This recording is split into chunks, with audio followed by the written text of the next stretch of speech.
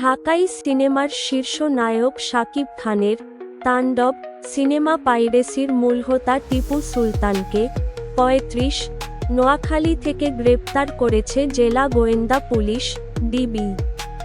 সোমবার ১৭ জুন বিকেল ৫টা ৫০ জেলা শহরের মোহাম্মদিয়া হোটেল সংলগ্ন এলাকা থেকে তাকে গ্রেপ্তার করা হয়।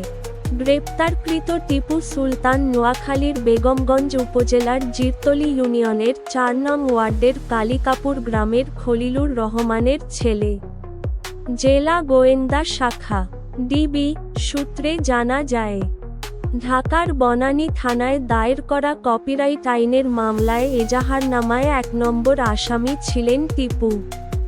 গোপন সংবাদের ভিত্তিতে ডিবি পুলিশ অভিযান চালিয়ে তাকে গ্রেপ্তার করে। মামলার অভিযোগ সূত্রে জানা যায়, টিপু সুলতান অবৈধভাবে তাণ্ডব সিনেমাটির সম্পূর্ণ এইচডি সংস্করণ পাইরেসি করে বিভিন্ন অনলাইন মাধ্যমে ছড়িয়ে দেয়। জেলা গোয়েন্দা শাখা ডিবি ভারপ্রাপ্ত কর্মকর্তা ওসি মোহাম্মদ আশরাফ উদ্দিন ঢাকা পোস্টকে বলেন, জেলা গোয়েন্দা শাখার বিশেষ অভিযানে টিপু সুলতানকে গ্রেপ্তার করা হয়। কপিরাইট লঙ্ঘন করে দেশের চলচ্চিত্র শিল্পকে ধ্বংসের মুখে ঠেলে দেওয়ার যেকোনো অপচেষ্টা প্রতিহত করতে ডিবি সর্বদা তৎপর।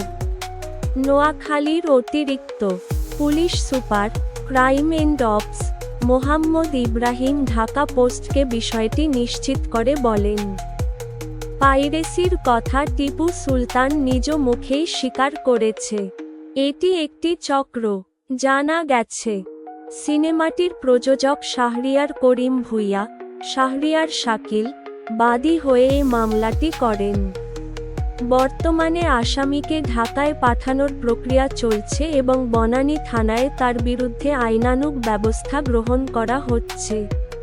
প্রসঙ্গত, এবারের ঈদুল আজহায় প্রেক্ষাগৃহে মুক্তি পেয়েছে শাকিব খান ও সাবিলা নূর জুটির তাণ্ডব সিনেমা। রায়হান রাফির পরিচালনায় দেশের বিভিন্ন প্রেক্ষাগৃহে ঝড় তুলেছে ছবিটি।